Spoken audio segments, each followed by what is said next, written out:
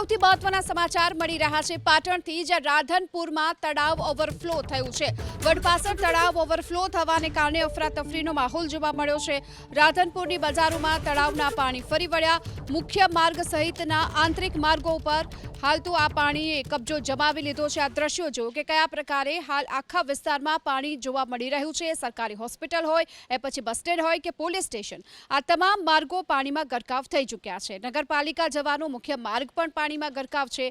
મુખ્ય માર્ગ પાણી થતા સ્થાનિકોની સાથોસાથ વાહન ચાલકો પણ પરેશાન થઈ રહ્યા છે। ઘૂંટણ સુધીના પાણી અહીં ભરાઈ ચૂક્યા છે અને તેના કારણે અહીંથી પસાર થતા વાહન ચાલકો પણ પરેશાન થતા જોવા મળી રહ્યા છે। ડિવાઈડરથી પણ ઉપર આ પાણી વહી રહ્યા છે રોડ ઉપર અને તેના કારણે પારાવાર મુશ્કેલીનો સામનો લોકોને કરવાનો વારો આવ્યો। રાધનપુરમાં વડપાસર તળાવ ઓવરફ્લો થવાને કારણે રાધનપુરની બજારોમાં આ તળાવના પાણીએ કબજો જમાવી લીધો છે, જેના કારણે લોકોને પારાવાર મુશ્કેલીનો સામનો કરવાનો વારો આવ્યો છે। વધુ વિગતો મેળવીએ સંવાદદાતા એઝાઝ આપણી સાથે જોડાઈ ચૂક્યા છે। એઝાઝ, હાલ વડપાસર તળાવ ઓવરફ્લો થતા આ પાણીએ જે કબજો જમાવ્યો છે, શું સ્થિતિ અત્યારે રાધનપુરની જોવા મળી રહી છે?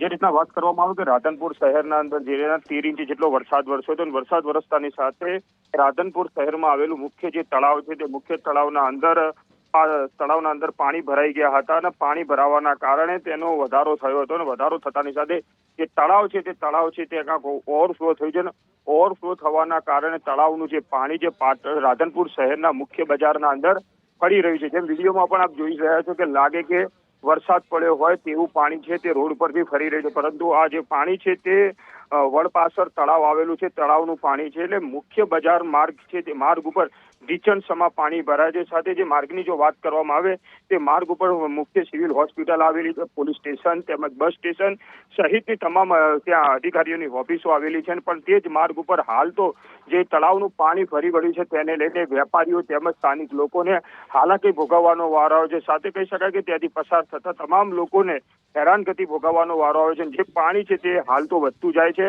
એના કારણે જે દુકાનદારો છે તેના અંદર પણ ક્યાંક રોષ છે, કેમ કે ધંધા પર પણ તેની માઠી અસર હાલ તો પડી રહી છે।